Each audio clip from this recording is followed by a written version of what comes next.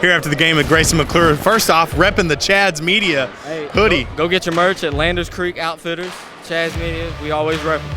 All right, well, hey, we got to start this off on a little somber note. You were 0 for however many to start the first half. Does the basket kind of start to shrink when you're not hitting from three?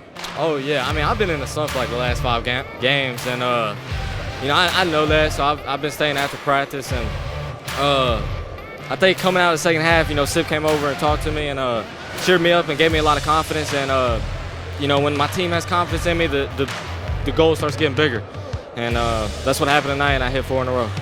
Well, how does Cip kind of toe that line between motivation and discipline and chewing you out, but also kind of pumping you up? How does he toe that line in between those two things? You know, I think with me, he knows that I put in all the work and I've done the hard part, and that this is the easy part, and this is just showcasing what I've done, and he just wants that to be known, and he doesn't want me to get down on myself, and he makes sure that I keep my head up, and that's when, you know, he'll get on me. If I start losing confidence, that's when he starts getting mad at me or whatever. But no, he does a great job of giving me confidence and giving everybody else confidence. And yeah. Well, hey, speaking of, you came out in the third quarter, hit your first 3, and then you went off for 3 straight after that, totaling 12 points, and that was the only points you added into the game. Does it seem like the goal just gets a lot bigger when you're on a streak like that?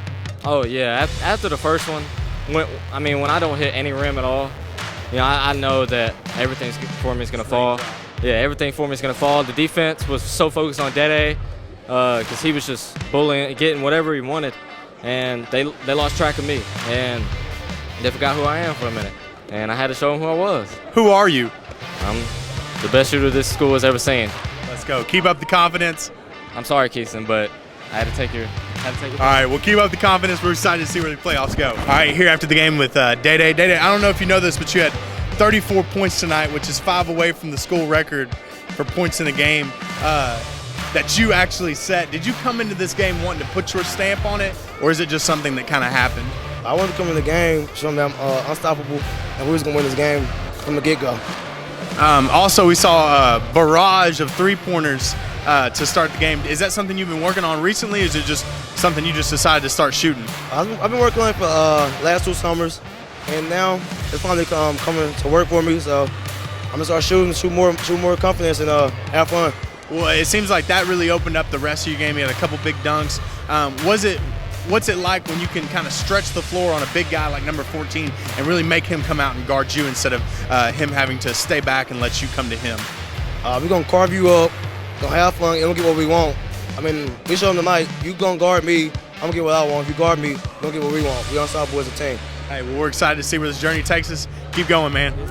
Here after the game with Cam.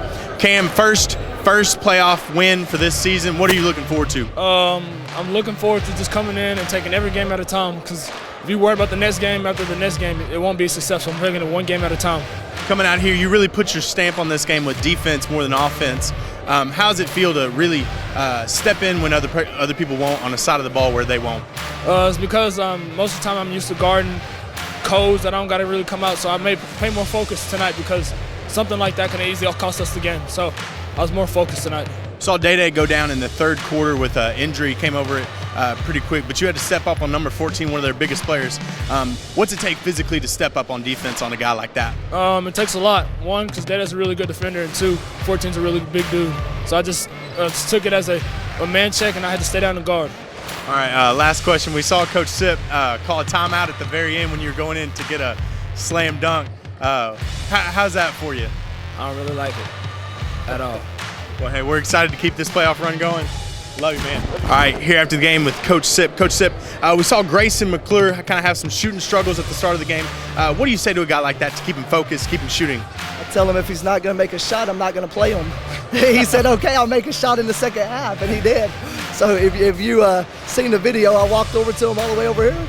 I said, if you're not shooting, if you're not going to make a shot, let me know. I'm going to put somebody in who's better at defense. He just goes, my defense is good. I said, no, he played a tremendous defensive game, and he's such a great kid. And I have so much faith in him. I have more faith in him than he has in himself. So he's just one of those kids that you just got to keep shooting and good things are going to happen. Yeah. We talk to Cam about the physicality of number 14, a guy like that. How do you stop a guy like that in the paint? You just hope, you have big kids as well. And luckily we do. Cam's a big kid, and Day-Day's a big kid, and Hare's a big kid. And I just thought we were very physical early on. They executed the scout plan perfectly. I was so proud of how locked in they were at running through their sets. They knew what was coming. I was just really proud of our preparation. I think that gave us that extra boost. Day-Day had 4 threes in the first quarter, it seemed like, jumped out to a pretty good lead. Is that something you've been working on, or is that just something that just kind of happened? When you live with the head coach, you're going to get up a lot of shots, right? So, no, he's put in a lot of work this summer, and I've always thought he was one of our better shooters. I've always begged him to shoot him. I said, man, if they're not going to guard you, shoot it. And, he's really stepped up and developed that part of his game. And he was such a weapon. They couldn't guard him inside. They couldn't guard him outside. And when you're rolling like that, good things. Well, I don't know if you noticed this, but at one point the lead that you had on Lufkin was less than the amount of points that Day-Day had scored. What does it mean to you as a coach to have the rest of the guys contribute enough to where you don't even really need that guy scoring on a night like tonight? No, that's just special. That's what TOE is. That's what we embrace, that we're never going to do something alone. We're not going to try to lift the weight by ourselves. You try to lift it by yourself, it's heavy. But when you do it as a team, when you do it as a unit, you're much better off. It's easier, less of a burden on yourself. So I was just proud of guys stepped up when their numbers called on all sides of the floor and all aspects of the game. And, just moving forward, we got to really have that. All right, we're excited to keep this journey going. Congrats on the win.